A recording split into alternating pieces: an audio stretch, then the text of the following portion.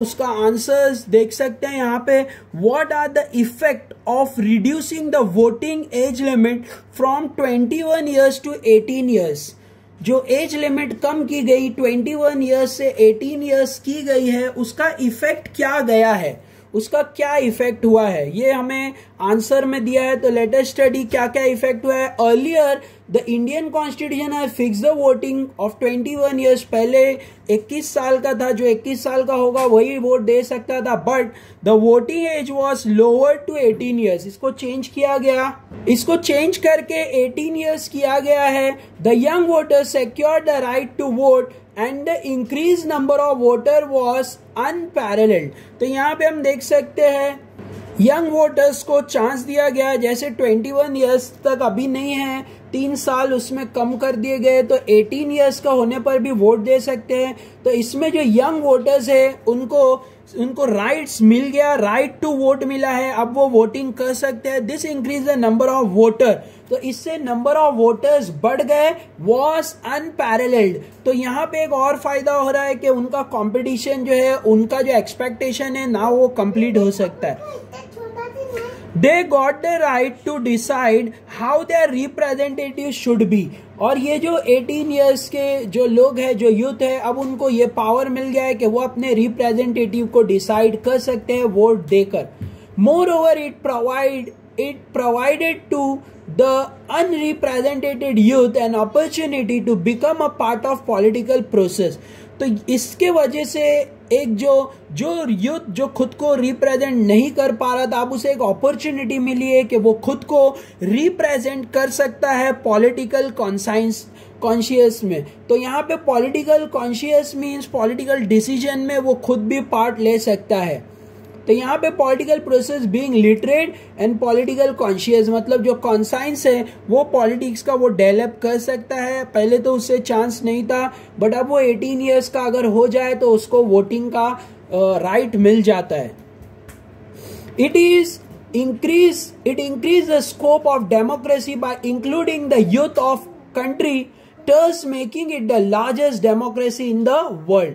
जैसे हमने इस एज लिमिट को कम कर दिया, इंडिया एक लार्जेस्ट डेमोक्रेसी बन गया है वर्ल्ड का, क्योंकि यहाँ पे यूथ को भी जो है वोटिंग राइट दिए गए हैं, वो भी इलेक्शन में पार्ट ले सकते हैं। तो इससे इंडिया एक लार्जेस्ट डेमोक्रेसी बन चुका है। अब हम सेकेंड क्वेश्चन देखेंगे। What is meant by establishment of social justice.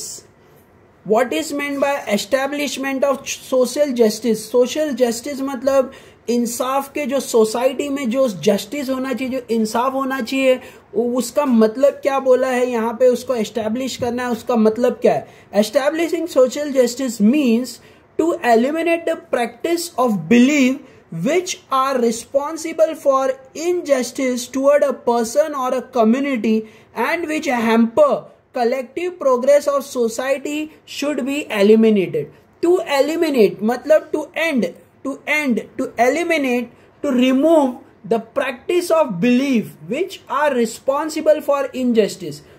ऐसे beliefs को हटाया जाए जिसके वजह से इनजस्टिस हो रहा है, मतलब लोगों के साथ जो लोगों को इंसाफ मिलना चाहिए वो नहीं मिल पा रहा है। तो ऐसे जो प्रैक्टिसेस है उसको हटाना चाहिए, ऐसे बिलीव्स को सोसाइटी से हटा देना चाहिए। तो ये एक सोशल जस्टिस होता है। जैसे फॉर एग्जांपल डॉरी होता था, जैसे दहेज लेना और देना, ऐसे जो सोशल प्रैक्टिस है उसको एलिमिनेट किया जाए, उसको हटाया जाए। जो लोगों के साथ इनजस्टिस है, कम्युनिटी के साथ इनजस्टिस है, विच हैम्पर मतलब जो डिस्ट्रॉय करते हैं collective progress of society, should be eliminated. जो लोग इसमें बाधाएं डालते हैं, जो इसको रोकते हैं, उनको भी एलिमिनेट करना चाहिए, मतलब रिमूव करना चाहिए, सोशल जस्टिस को लाना चाहिए। Government policy should be all inclusive, which means it should aim at accommodating different section of society। Government policy बनाई जानी चाहिए जिसमें उनका एम हो कि वो डेमोक्रेसी को और ज्यादा, जैसे for example accommodating the different section of society। accommodating मतलब हेल्प हो किसकी हेल्प हो? Different section of society. Society के अलग अलग सेक्शन होते हैं, जैसे लोअर कास्ट होता है, अपर कास्ट होता है, या फार्मर सेक्शन होता है, या तो बिजनेस सेक्शन। तो ऐसे सारे सेक्शन को गवर्नमेंट को इंक्लूसिव मतलब उनको लेके डिसीजन लेने चाहिए। उनको जो अकोमोडेटी, उनको जो फैसिलिटीज है वो प्रोवाइड की जानी चाहिए। तो ये सोशल जस्टिस होगा। There should not be any discrimination। कुछ भी डिफरेंस लोगों के बीच में डिफरेंस नहीं होना चाहिए। There should not be any discrimination based on caste, creed, religion, gender, language। ये किसी भी बेस पे कि ये हमारी कास्ट का नहीं है, ये लोअर कास्ट का है, इसका क्रीड जो है, इसका स्टैंडर्ड जो है हमसे मैच नहीं होता है, तो ऐसे कुछ भी नहीं होना चाहिए। इसका रिलीजन प्रॉपर नहीं है, इसका जो है जेंडर हमारे से मैच नहीं हो रहा, तो ऐसी कुछ इनइक्वालिटी होगी तो गवर्नमेंट शुड टेक एक्शन। सब में इक्वालिटी होनी चाहिए। जेंडर, लैंग्वेज भी ऐसे नहीं है कि अगर ये गुजरात है तो यहाँ महाराष्ट्र वाले नहीं रह सकते, या महाराष्ट्र है तो गुजरात वाले। ऐसे सब प्रॉब्लम्स को जो है एलिमिनेट करना है, एंड करना है। हर किसी को इक्वल राइट मिलनी चाहिए। लैंग्वेज, प्रॉपर्टी, रीजन और प्लेस ऑफ बर्थ के बेस पे डिफरेंस या डिस्क्रिमिनेशन नहीं होना चाहिए। All should get equal opportunity for development. सबको इक्वल अपॉर्चुनिटी मिलना चाहिए डेवलपमेंट के लिए। जैसे अगर किसी बड़े कास्ट को अलाउ किया जा रहा है कि वो ये काम कर सकते हैं, तो छोटे कास्ट वालों को भी अपॉर्चुनिटीज मिलनी चाहिए, उनको भी चांस मिलना चाहिए कि वो आगे बढ़ के डिसीजंस ले। तो ये हमने एक और आंसर कंप्लीट किया है। What is meant by establishment of social justice. Social justice को कैसे एस्टैब्लिश करना है? नंबर 1 निकालना है, एलिमिनेट करना है। किसको एलिमिनेट करना है? जो बाधा है आ रही है जस्टिस के अंदर, उसको एलिमिनेट करना है। और जो लोग जो प्रैक्टिस रिस्पॉन्सिबल है, जिसकी वजह से लोगों के ऊपर अत्याचार हो रहा है, ऐसी प्रैक्टिस को एलिमिनेट करना है। सेकंड, गवर्नमेंट अपनी पॉलिसीज में लोगों को इन्वॉल्व करना चाहिए, उनको इंक्लूसिव करना चाहिए कि उनको डिफरेंट सेक्शन ऑफ सोसाइटी को फैसिलिटीज मिल सके, मतलब सोसाइटी के जो वीकर सेक्शन है उनको हेल्प मिल सके। There should not be any discrimination। कोई भी डिस्क्रिमिनेशन नहीं होना चाहिए on the base of caste, creed, religion, gender, language, property, region, place of birth etcetera. All should be equal. सबको इक्वली अपॉर्चुनिटी मिलना चाहिए, इक्वल ट्रीटमेंट मिलना चाहिए फॉर डेवलपमेंट, उनके डेवलपमेंट के लिए। तो अब हम थर्ड क्वेश्चन देखेंगे। Which decision of courts have resulted in the protection of honour and prestige of women. मतलब कोर्ट ने क्या डिसीजन लिया है प्रेस्टीज ऑफ वुमेन, मतलब वुमेन के इम्प्रूवमेंट के लिए, उनकी प्रेस्टीज को और बढ़ाने के लिए, मतलब उनके जो लोग उनकी जो प्राइड है उसको बढ़ाया जाए, उनका हॉनर, उनका रिस्पेक्ट किया जाए, उसके लिए कोर्ट ने क्या क्या डिसीजन। तो यहां पे दिया है पहले, the apex court has given a several judgement. Apex मतलब होता है हाईएस्ट कोर्ट, जो हाईएस्ट लेवल का होता है। जैसे इंडिया में सुप्रीम कोर्ट होता है, अपेक्स है supreme court. The apex court has given a several judgment. Supreme court ने बहुत सारे डिसीजंस दिए हुए which has help in protection on honour and prestige of women, जिससे वुमेन की प्रेस्टीज और उनका हॉनर उसको प्रोटेक्ट किया जाए, वुमेन्स को प्रोटेक्ट किया जाए। Court gave judgment on the right of alimony as well as the right to equal remuneration। अगर किसी वुमेन के साथ इनजस्टिस हो रहा है तो उनको एलिमनी मिलना चाहिए। जैसे उनको उनका जो रिटर्न है, जो उनका कंसिडरेशन है वो मिलना चाहिए। जैसे अगर डाइवोर्स हो जाता है, तलाक हो जाता है, तो वुमेन्स को एलिमनी दी जाती है, ठीक है। तो वैसे एलिमनी मिलना चाहिए as well as a right to equal remuneration. और उनको जैसे जो मेन को पगार मिल रहा है वैसे वुमेन को भी इक्वल रेम्यूनरेशन मतलब इक्वल सैलरीज मिलनी चाहिए। Women have an equal share in property of husband and father. Women के बीच में इक्वल शेयरिंग होना चाहिए, हस्बैंड और फादर के बीच में, प्रॉपर्टी के बीच में इक्वल शेयरिंग होना चाहिए। This gave them financial security. इससे वुमेन को फाइनेंशियल सिक्योरिटी मिलेगी, मतलब पैसों की हेल्प मिलेगी और वो खुद को इम्प्रूव कर सकती है, अपने स्टैंडर्ड ऑफ लिविंग को इम्प्रूव कर सकती है। Women were allowed to access to all religious places. Women को अलाउ भी किया जाना चाहिए एवरी रिलीजियस प्लेसेस, हर जगह, जैसे मंदिर होता है, मस्जिद होता है, चर्च होता है, हर जगह वुमेन को अलाउंस मिलना चाहिए एंट्री के लिए। The act against the domestic violence is also very important in the direction of women empowerment। और भी गवर्नमेंट ने जो डोमेस्टिक वायलेंस होते हैं घर पे जो है, जो वाइफ, जो हस्बैंड जो होते हैं वो अपनी वाइफ को मारते हैं, तो ऐसे टाइम पे गवर्नमेंट ने बहुत सारे डायरेक्शन लिए हैं, मतलब कोर्ट ने बहुत सारे डायरेक्शन लिए हैं सुप्रीम कोर्ट ने के कैसे उनको एम्पावर किया जाए, कैसे उनकी हेल्प किया जाए, कैसे उनको पावर दिया जाए कि वो इसके अगेंस्ट आए। All this act emphasizes the need to protect the women। ऊपर जो हमने सारे एक्ट देखे हैं, ये सब के सब जो एक्ट है वो वुमेन के जो एम्पावरमेंट के लिए है कि वुमेन को ज्यादा ताकत मिले and protect the self esteem, और उनका रिस्पेक्ट जो है और हॉनर जो है वो बढ़ाया जाए एंड डिग्निटी, और उनका जो जैसे बोलते हैं हम प्रेस्टीज, डिग्निटी, प्रेस्टीज और बढ़ाया जाए। Rejecting the traditional dignity, rejecting मतलब डिसअलाउ किया जाए traditional form of domination and authoritarianism. तो ये दोनों जो है उनको जो पहले दबाया जाता था, जो उनको परेशान किया जाता था, उसको रिजेक्ट किया जाए वुमेन को, और उनको इक्वल राइट्स दिया जाए। ये सारे डिसीजन जो है गवर्नमेंट ने, कोर्ट, एपेक्स कोर्ट ने लिए हैं, सुप्रीम कोर्ट ने लिए हैं वुमेन्स के लिए। तो ये कोर्ट के बेस पे डिसीजंस दिए हुए हैं। तो कोर्ट ने वुमेन को एम्पावर करने के लिए, उनका पावर बढ़ाने के लिए सारे डिसीजंस लिए हुए हैं। ये हमारा थर्ड आंसर है, आंसर इन ब्रीफ का। टेक्स्ट बुक में हम इसके क्वेश्चंस देख सकते हैं। तो ये आंसर ब्रीफ का थर्ड आंसर का एक्सप्लेनेशन है। Now let us see true और false. State whether the following statement are true और फॉल्स। तो हमें इसका ट्रू और फॉल्स बताना है, बट इसका रीजन भी लिखना है क्योंकि 2 मार्क्स के लिए एग्जाम में आता है। तो 1 marks will be getting for true or false and other marks are distributed for the reasons। The Indian democracy is considered the largest democracy in the world।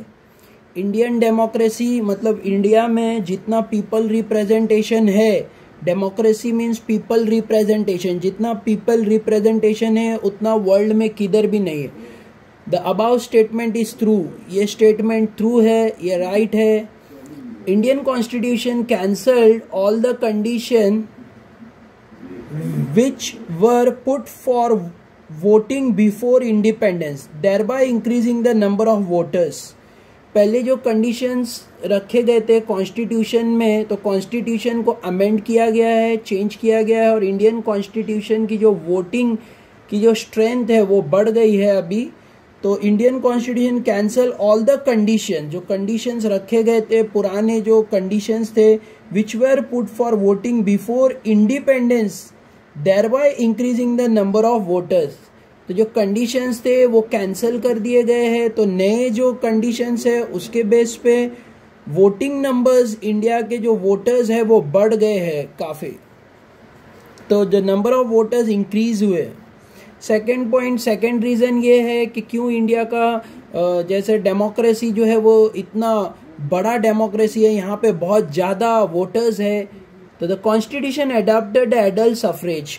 India के कॉन्स्टिट्यूशन ने adult suffrage means जो adult age limit लगाया है वो है 18 years. तो हमने ये स्टडी भी किया है। नेक्स्ट पॉइंट में ये आ रहा है which has facilitated all adult man and women to cast their vote. इससे हर मैन एंड वुमेन को ये चांस मिला है कि वो वोट करे। तो इसीलिए इंडिया के अंदर वोटर्स का नंबर, क्वांटिटी जो है वो बढ़ गया है। The age limit to vote was reduce to 18 years from 21 years. पहले का पुराना 21 ईयर्स था, अभी इसको अमेंड करके 18 ईयर्स हो गया है, चेंजेस किया गया है कॉन्स्टिट्यूशन में। Which gave opportunity of political parties to young generation तो इसीलिए यंग जनरेशन भी अब वोटिंग में ज्वाइन हो गए हैं, वो भी वोट कर सकते हैं क्योंकि 18 ईयर्स पे उन्हें वोटिंग के लिए अलाउ किया जाता है। No other democratic country in the world have voter in such a large number. और पूरे वर्ल्ड में किधर भी इतने ज़्यादा वोटर्स, इतने ज़्यादा जो है वोटर्स अवेलेबल नहीं है, क्योंकि इंडिया में वोटर्स के नंबर बहुत बढ़ गए हैं, इसीलिए इंडिया एक लार्जेस्ट डेमोक्रेसी है। Hence India is the largest democracy in the world. तो हमें यहाँ पे 3 पॉइंट दिए हुए, 3 रीजन दिए हुए इंडिया का जो वोटर नंबर ऑफ वोटर्स बढ़ गए, उसमें मेन पॉइंट जो है वो 3rd पॉइंट है। जब इंडिया ने 21 ईयर्स से रिड्यूस करके 18 ईयर्स कर दिया तो नंबर ऑफ वोटर्स मतलब यूथ को भी अपॉर्चुनिटी मिली कि वो भी पार्टिसिपेट कर पाए, इसीलिए नंबर ऑफ वोटर्स बढ़ गए हैं। तो ये इसीलिए इंडिया एक लार्जेस्ट डेमोक्रेसी के तौर पे वर्ल्ड में एग्जिस्ट हुआ है। तो ऐसे ये आंसर का ट्रू और फॉल्स का एक्सप्लेनेशन है। फर्स्ट ट्रू और फॉल्स है। Late us see the second true और false. Secrecy in the working of government had increased due to right to information. Secrecy जो है, जैसे for example in the working of government has increase due to right to information. तो एक right होता है right to information, RTI, right to information, उसके base पे secrecy बहुत बढ़ गया है गवर्नमेंट का। तो the above statement is false. ऐसा नहीं है, ये फॉल्स स्टेटमेंट है। राइट टू इंफॉर्मेशन जब से स्टार्ट हुआ है गवर्नमेंट और ट्रांसपेरेंट हो गया है। गवर्नमेंट सारी चीज़ें सीक्रेट्स नहीं रख सकता, गवर्नमेंट को लोगों के सामने सारी चीज़ें इन्फॉर्म मतलब दिखानी पड़ती है, डिस्क्लोज करनी पड़ती है, क्योंकि राइट टू इंफॉर्मेशन मिल गया है लोगों को, तो उनके पास ये राइट है कि वो गवर्नमेंट से इंफॉर्मेशन मांगे। तो इसीलिए यहाँ पे हम देख सकते हैं कि राइट टू इंफॉर्मेशन लोगों को मिलने की वजह से सीक्रेसी जो है वो घटा है, बढ़ा नहीं है। तो ये फॉल्स स्टेटमेंट आएगा। To strengthen democracy and increase a mutual trust between the government and the people, it is very important that the people should know about the functioning of the government. क्योंकि और ज़्यादा democracy strong हो तो ये बहुत ज़रूरी है कि पीपल्स और गवर्नमेंट के बीच में, मतलब गवर्नमेंट और लोगों के बीच में हर चीज़ जो है वो ओपन होना चाहिए। जो गवर्नमेंट काम कर रहा है वो पीपल के सामने आना चाहिए। इससे हमारी डेमोक्रेसी और स्ट्रांग होगी, हमारा ट्रस्ट बढ़ेगा, एक दूसरे पे जो है ट्रस्ट बढ़ेगा, म्यूचुअल ट्रस्ट, म्यूचुअल मतलब एक दूसरे पे ट्रस्ट जो है बढ़ेगा, डेवलप होगा। Very important that people should know about the functioning of the government. और ये बहुत ज़रूरी है कि गवर्नमेंट क्या काम कर रहा है, वो क्या फंक्शन कर रहा है, ये लोगों को मालूम होना चाहिए। तो ये एक ट्रांसपेरेंसी है, लोग गवर्नमेंट और पीपल के बीच में सारी चीज़ें ओपन होगी तो डेमोक्रेसी और स्ट्रांग होगा। इसका सेकेंड पॉइंट है transparency and accountability are the hallmark of good governance.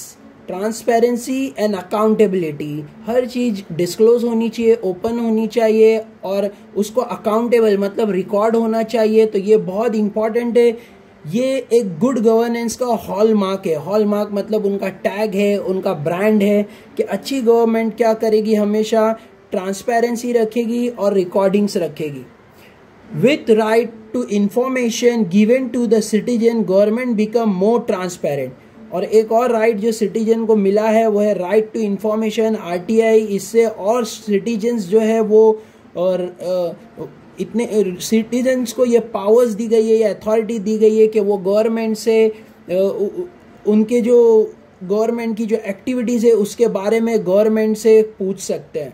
Government become more transparent, right to information has reduce element of secrecy in the government. इसका राइट स्टेटमेंट है कि इसी राइट टू इंफॉर्मेशन के वजह से government की जो सीक्रेसी है वो और घट गई है।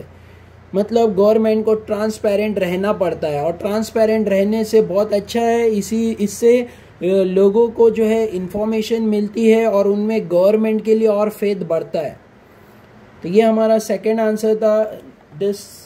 तो अब हम थर्ड आंसर देखेंगे। थर्ड आंसर मार्च 2019 में रिपीट हुआ था। Constitution is a living document.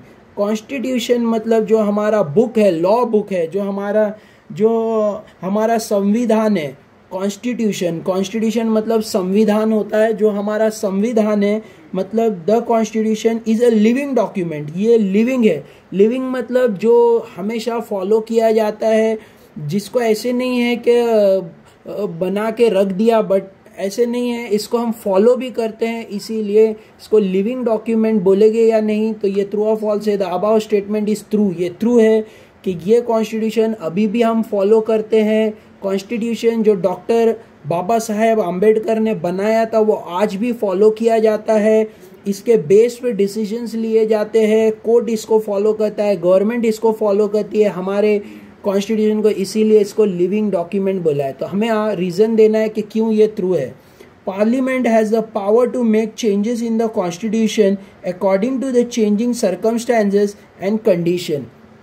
Parliament के पास ये पावर है कि वो बिल पास करके, मतलब लोगों से, जो लोकसभा है, राज्यसभा है, उनके साथ मिलकर ये डिसीजन ले और वो कॉन्स्टिट्यूशन को चेंज कर सकते हैं, मतलब नए नए लॉ बना सकते हैं as per the circumstances and condition. Circumstances मतलब जैसे कंडीशंस हो रहे हैं, जैसा रिक्वायरमेंट पड़ेगी, हम वो लॉ बुक को, मतलब जो कॉन्स्टिट्यूशन है उसको हम चेंज करेंगे और नए उसमें प्रोविजंस ऐड करेंगे। तो इसीलिए इसको लिविंग बोला है। Second, however it should be done without tampering और changing the basic structure of the constitution. But ये बहुत जरूरी है, कॉन्स्टिट्यूशन को अगर हम चेंज कर रहे तो उसके बेसिक स्ट्रक्चर का हमें ध्यान रखना है कि बेसिक स्ट्रक्चर जो है वो उसका इफेक्ट न हो। तो ये बहुत इंपॉर्टेंट पॉइंट होता है। चेंजेस अगर करना है तो basic structure should not get affected, उसमें बेसिक स्ट्रक्चर जो है उसमें इफेक्ट नहीं जाना चाहिए, वो चेंज नहीं होना चाहिए। As it has kept itself abreast with the changes. As it has kept itself abreast with the changes, the constitution become alive. तो यहाँ पे एक वर्ड यूज हुआ है अब्रेस्ट। अब्रेस्ट मीन्स होता है जैसे जो किसी के साथ साथ चल रहा है। तो जैसे हम चेंज होते हैं, हमारा कॉन्स्टिट्यूशन भी चेंज होता है। तो इसीलिए कॉन्स्टिट्यूशन को लाइव एंड डायनेमिक बोला है। Live and dynamic. डायनेमिक मतलब जैसे रिक्वायरमेंट होता है तो वो अलाइव है, वो एज पर रिक्वायरमेंट चेंज होता रहता है, और वो डायनेमिक है। तो हमारे कॉन्स्टिट्यूशन डायनेमिक है, तो इसीलिए कॉन्स्टिट्यूशन को लिविंग डॉक्यूमेंट बोला है, क्योंकि जो डेवलप होता रहता है as per requirement, as per circumstances, change होता रहता है। सर्कमस्टेंसेस मतलब conditions, as per requirement. Circumstances मतलब जैसे रिक्वायरमेंट होती है, जैसा वातावरण होता है, जैसा जो है प्रॉब्लम्स होते हैं, वो प्रॉब्लम्स को सॉल्व करने के लिए कानून बनाए जाते हैं। तो हमारा कॉन्स्टिट्यूशन अलाइव है, हमारा कानून अलाइव है। Constitution become alive and dynamic document instead of rigged one. हमारा कॉन्स्टिट्यूशन रिग्ड नहीं है। रिग्ड मतलब जो एक ही जगह पे फिक्स कर दिया गया हो, जो बहुत पुराना हो गया हो, जिसको हम चेंज नहीं कर सकते हो, ऐसा नहीं है। हमारा कॉन्स्टिट्यूशन डायनेमिक है, चेंजिंग सिचुएशन, सर्कमस्टेंसेस के बेस पे हम उसको चेंज कर सकते हैं। पार्लियामेंट के पास ये पावर है कि वो उसको चेंजिंग कर सकती है, इसीलिए कॉन्स्टिट्यूशन को लिविंग डॉक्यूमेंट बोला है। Now let us see explain the concepts. ये 2 मार्क के लिए एग्जाम में आता है, 2 मार्क्स के लिए explain the concepts. First question है राइट बेस्ड अप्रोच। तो ये राइट बेस्ड अप्रोच क्या होता है? India adopted democracy after independence. India को जो डेमोक्रेसी जो इंडिया ने अडॉप्ट किया है वो आफ्टर इंडिपेंडेंस, मतलब इंडिपेंडेंस के बाद से इंडिया में इलेक्शंस होने लगे, पीपल्स के व्यू, लोगों के व्यू, उनके वोटिंग्स लिए जाने लगे और उसके बेस पे जो है डिसीजन होने लगा। तो इसी को ही बोलेगा वो आफ्टर इंडिपेंडेंस हुआ है। Each government which come to power took effort to make the democratization process more profound.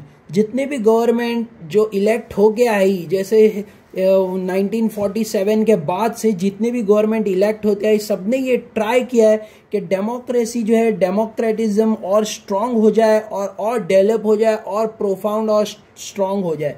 In the initial stages this government considers citizen as beneficiaries. Starting में सिटीजन को बेनिफिशियरीज समझा जाता था।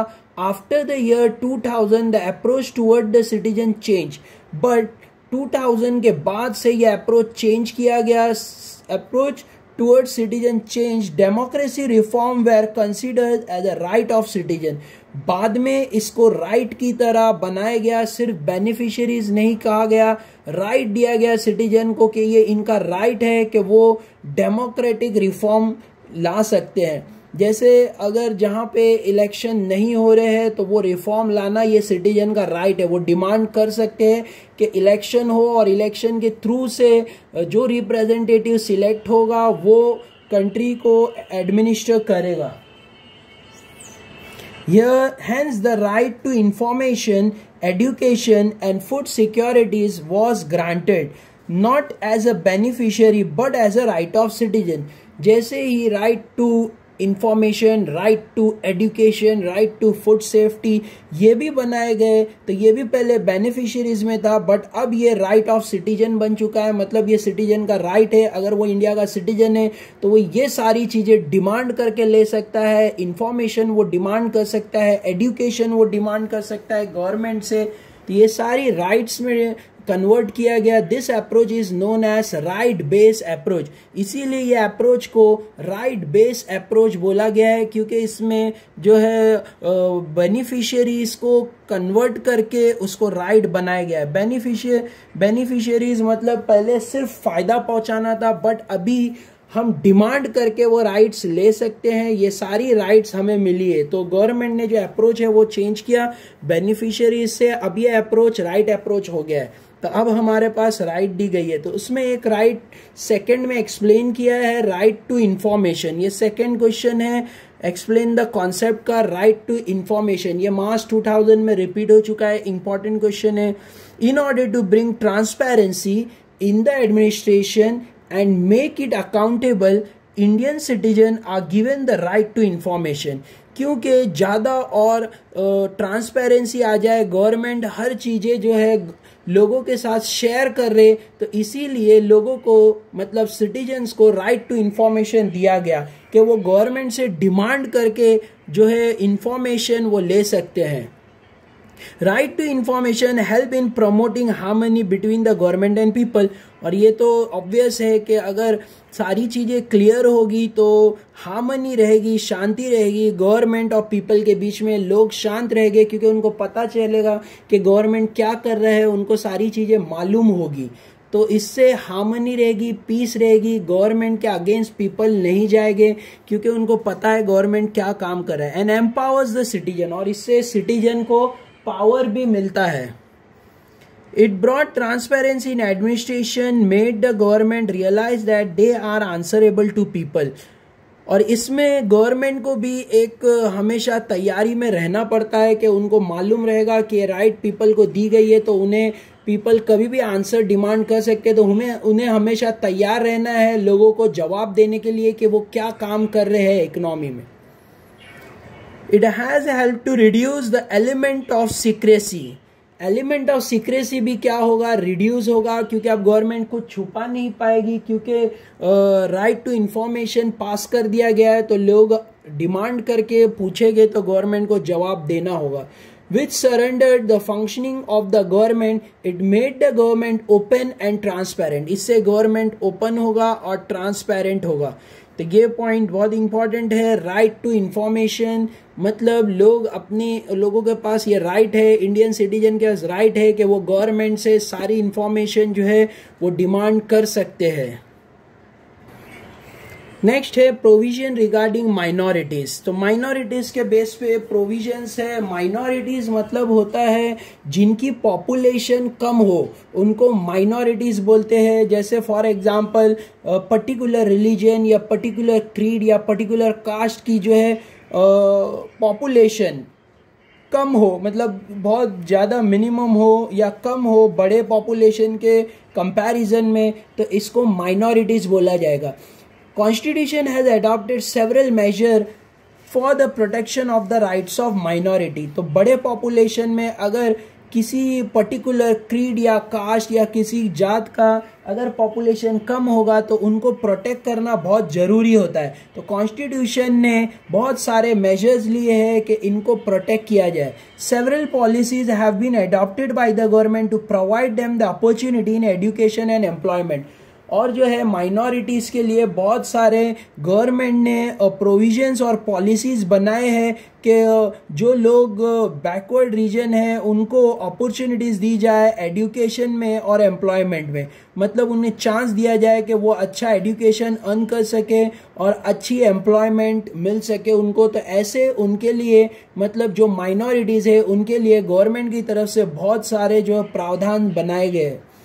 The Constitution have prohibited any form of discrimination। हमारे constitution ने हर जो भी type का डिस्क्रिमिनेशन है, डिफरेंस है, उसको प्रोहिबिट कर दिया है, उसको डिसअलाउ किया है, नॉट अलाउड, उसको अलाउ नहीं किया है। Any form of discrimination, any form of difference, कि कुछ भी डिफरेंस किया जाए लोगों के बीच में जाति के बेस पे, on the basis of caste, creed, religion, language and region, किसी भी बेस पे डिफरेंस नहीं किया जाएगा कि नहीं ये यूपी का है, ये पर्टिकुलर ओडिशा का है, ये स्टेट का है, तो उसके बेस पे हम इसे जॉब नहीं देंगे, हम इसे एजुकेशन नहीं देंगे। ऐसे कुछ भी डिस्क्रिमिनेशन अलाउड नहीं है, हमारा लॉ इसको अलाउ नहीं करता है।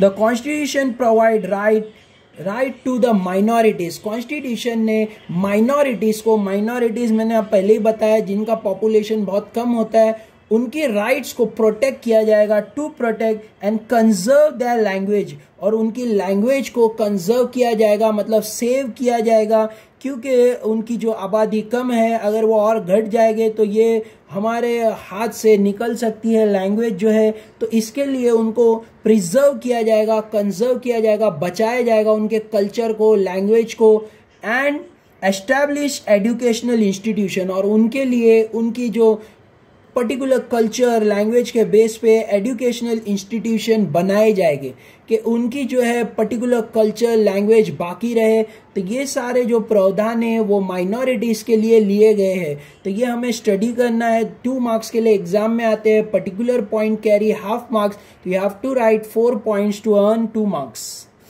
नेक्स्ट पॉइंट में हम देखते हैं policy of reservation of seat.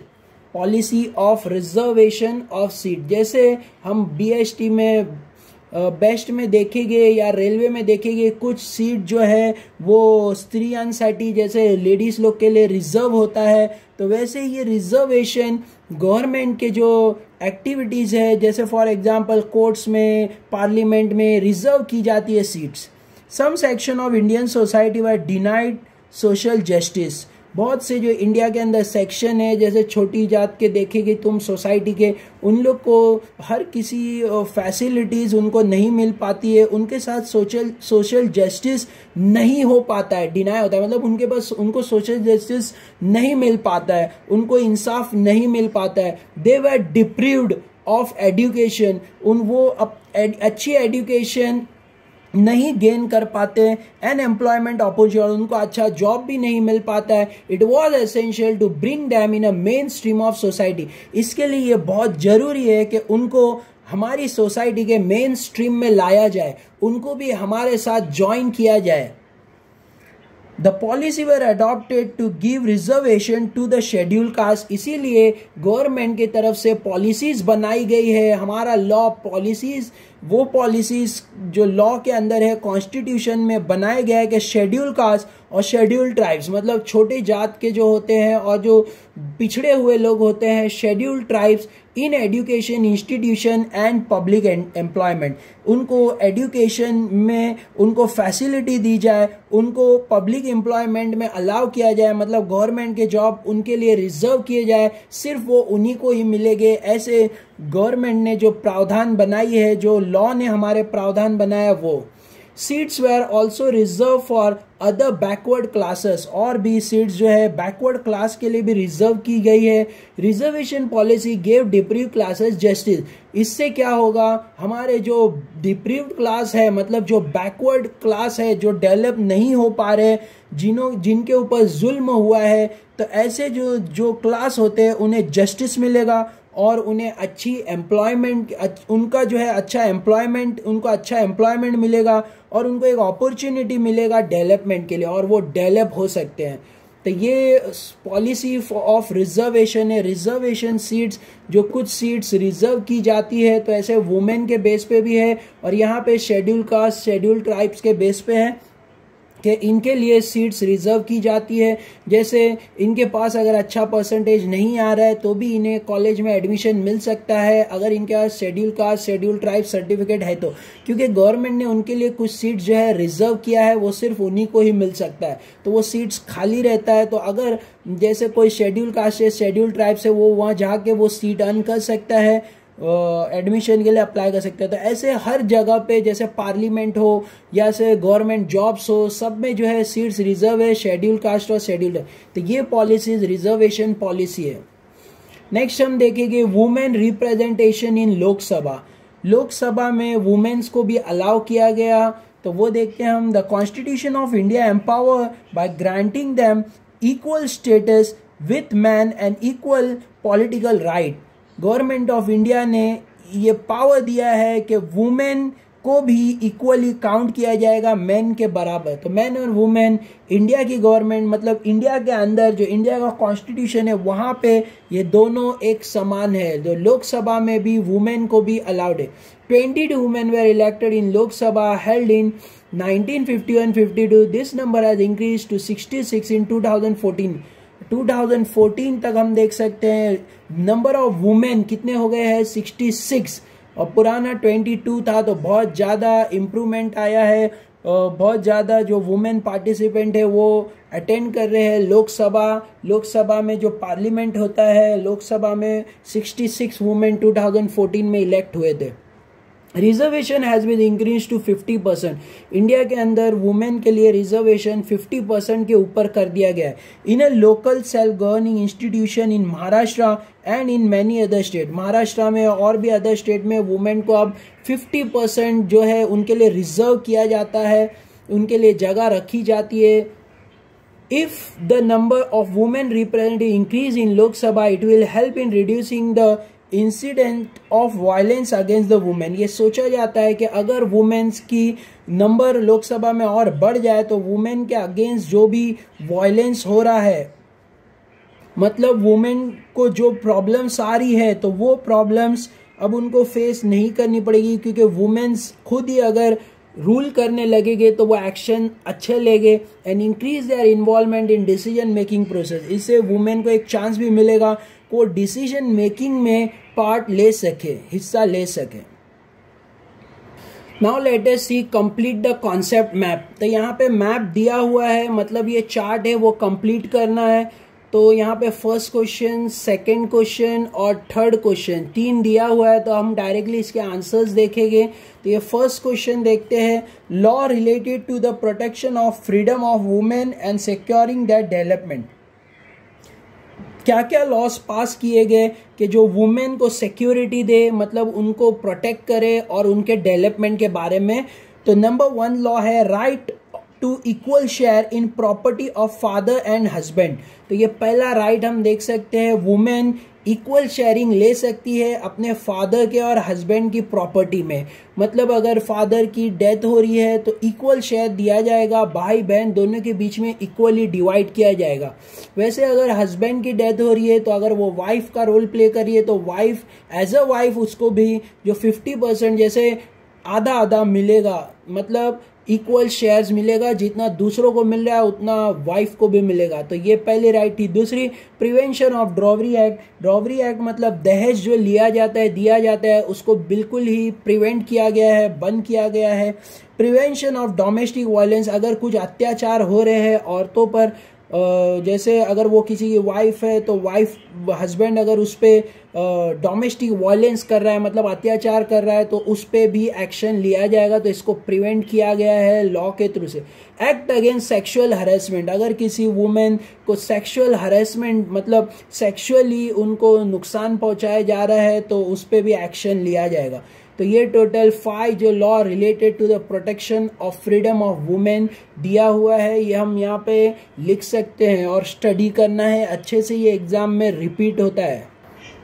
Next second जो है participation of people in administration and decision making process. तो ये क्वेश्चन है और ये इसका आंसर है policy for reservation of seat. तो यहाँ पे participation of people in administration, लोगों को कैसे पार्टिसिपेट करवाया जाए इन एडमिनिस्ट्रेशन, तो ये एक पॉइंट हो गया। Policy for reservation of seats, और जो सेकंड पॉइंट है वो reservation of seat.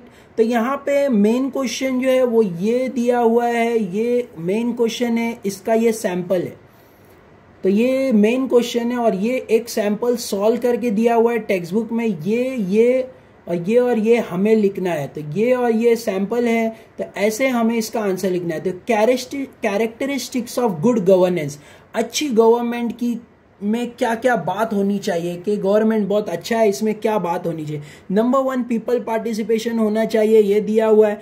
Number 2 policies for reservation of seat, अच्छी गवर्नमेंट हमेशा रिजर्वेशन ऑफ सीट करेगी, मतलब जो बैकवर्ड एरियाज है जैसे शेड्यूल कास्ट शेड्यूल ट्राइब के लिए सीट्स क्या करेगी, रिजर्व, कि जो लोग खुद से आगे नहीं बढ़ सकते तो उनकी हेल्प करके उनको आगे बढ़ाया जाएगा। नेक्स्ट रिस्पॉन्सिव गवर्नमेंट, और हर बात के लिए गवर्नमेंट जवाब दे। अगर गवर्नमेंट ने कुछ काम किया है तो वो लोगों को जाके रिस्पॉन्स दे कि ये काम ऐसे होगा, इसका इफेक्ट ये जाएगा। तो ये होता है रिस्पॉन्सिव गवर्नमेंट, मतलब जवाबदार हो गवर्नमेंट। तो ऐसे हमें इसकी कैरेक्टरिस्टिक्स लिखना है, एक लिख के दिया हुआ है, 2 कैरेक्टरिस्टिक्स हमें ये बॉक्स में फिलअप करना है। नेक्स्ट यहाँ पे एक लिख के दिया हुआ है रिस्पॉन्सिबल गवर्नमेंट, ये रिस्पॉन्सिव गवर्नमेंट है, ये रिस्पॉन्सिबल गवर्नमेंट है। मतलब गवर्नमेंट रिस्पॉन्सिबल होना चाहिए क्योंकि रिसोर्स जो है वो पब्लिक का है, हर कोई गवर्नमेंट को टैक्स देता है, ये सारे जो रिसोर्स होते हैं उसके लिए गवर्नमेंट रिस्पॉन्सिबल है। Effective and efficient government effective होना चाहिए और एफिशिएंट होना चाहिए। एफिशिएंट मतलब no wastage, proper use of resources, तो गवर्नमेंट एफिशिएंट होना चाहिए और इफेक्टिव भी होना चाहिए। इफेक्टिव मतलब जो डिसीजन लिए जा रहे हैं उनको प्रॉपरली इफेक्ट में लाना है, ऐसे नहीं है कि डिसीजन तो ले लिए बट फिर एक्शन नहीं हुआ, तो गवर्नमेंट इफेक्टिव भी होनी चाहिए। ऑल इंक्लूसिव डेवलपमेंट, और जो है सारे एरियाज में डेवलपमेंट होना चाहिए, एजुकेशन, हेल्थ, सारे एरियाज में, जैसे for example agriculture, primary, secondary, tertiary sector, सब में डेवलपमेंट होना चाहिए, इसीलिए ऑल इंक्लूसिव बोला है। तो ये कैरेक्टरिस्टिक्स ऑफ गुड गवर्नेंस है। टोटल 1 2 3 4 5 6 कैरेक्टरिस्टिक्स दिया हुआ है। गवर्नमेंट, अच्छी गवर्नमेंट के अंदर ये सारी बातें होनी चाहिए। टोटल 6 कैरेक्टरिस्टिक्स है। Now let us go for third chart, third map. तो कॉन्सेप्ट मैप में थर्ड वाला है basic principle enshrine in constitution. अभी जैसे बेसिक प्रिंसिपल्स मतलब जो बेस होते हैं principles, basic principle enshrine in constitution मतलब जो ऐसे प्रिंसिपल है जो चमकते हैं कॉन्स्टिट्यूशन में, मतलब जो बहुत इंपॉर्टेंट होते हैं कॉन्स्टिट्यूशन में। जैसे एनश्राइन मीन्स होता है जो बहुत प्रीशियस होते हैं, जो बहुत इंपॉर्टेंट होते हैं, जिसको फॉलो करना है। कॉन्स्टिट्यूशन के बेसिक, कॉन्स्टिट्यूशन मतलब हमारी लॉ बुक के जो प्रिंसिपल्स है उसमें खास क्या क्या है वो हमें यहाँ पे फिलअप करने बोला है। तो number 1 Republican and democratic form of government, कि हमारी गवर्नमेंट रिपब्लिक है, फुल फ्री है और डेमोक्रेटिक है। यहाँ पे जो भी डिसीजन लिए जाते हैं वो पीपल्स भी होते हैं, लोगों के ओपिनियन के बेस पे लिए जाते हैं, मतलब वोटिंग के थ्रू से। तो number 1 point. Number 2 federal structure, तो यहाँ पे मैंने फेडरल मतलब एक संघ, ग्रुप, जो हमारी गवर्नमेंट है वो एक ग्रुप फॉर्म में है। Federal structure of the government, हमारी एक ग्रुप, जैसे मैंने इसका शॉर्ट मीनिंग लिखा है, ग्रुप में है मतलब संघ की तरह काम करती है, एक ग्रुप बना के काम करते हैं। तो हमारी गवर्नमेंट का ये सेकंड पॉइंट है। थर्ड पॉइंट जैसे इसको हम अगर प्रोनाउंस करेंगे तो सॉवेरिटी होता है, sovereignty of the nation. Sovereignty of the nation means होता है कि हमारे नेशन को सुप्रीम माना जाएगा, कि हमारी कंट्री जो है वो सबसे फर्स्ट लेवल पे आएगी। फिर उसके बाद में हम कुछ दूसरों के बारे में सोचेंगे तो सॉवेरिटी ऑफ द नेशन मतलब हमारी कंट्री की जो बाउंड्रीज है उसको हमें प्रोटेक्ट करना है, उसके राइट्स को प्रोटेक्ट करना है, उसके ट्रेडिशन को, कल्चर को प्रोटेक्ट करना है। इसको सॉवेरिटी में सारे मीनिंग कवर हो गए। हाई लेवल का वर्ड है तो ऐसे सबको कॉम्प्लेक्स वर्ड होता है जिसमें सारी चीजें कवर की जाती है। तो सॉवेरिटी ऑफ द नेशन मतलब हमें सारी चीजें इसमें कवर करना है। नेक्स्ट है सेक्युलरिज्म एंड सुप्रीमेसी। तो मैंने यहाँ पे सेक्युलरिज्म की भी जो इजी मीनिंग होती है कि सेपरेट फ्रॉम रिलीजन। सेक्युलरिज्म वो होता है कि हमारे स्टेट, हमारा कॉन्स्टिट्यूशन, हमारा लॉ रिलीजन बेस पे नहीं रहेगा, उससे सेपरेट रहेगा, तो उसको सेक्युलरिज्म बोलते हैं। तो सेक्युलरिज्म को मेन रखा जाएगा and supremacy of the constitution, और कॉन्स्टिट्यूशन को इंपॉर्टेंस दी जाएगी, हाईएस्ट पावर, हाईएस्ट रैंक दिया जाएगा। तो ये टोटल 5 जो जैसे बोलेगे प्रीशियस इंपॉर्टेंट पॉइंट है जो कॉन्स्टिट्यूशन में है, जो एनश्राइन करते हैं, जो बहुत प्रीशियस है। तो ऐसे जो टोटल 4 पॉइंट के ब्लैंक्स दिए हुए ये हमें फिलअप करना है, बॉक्सेस को फिलअप करना है। At last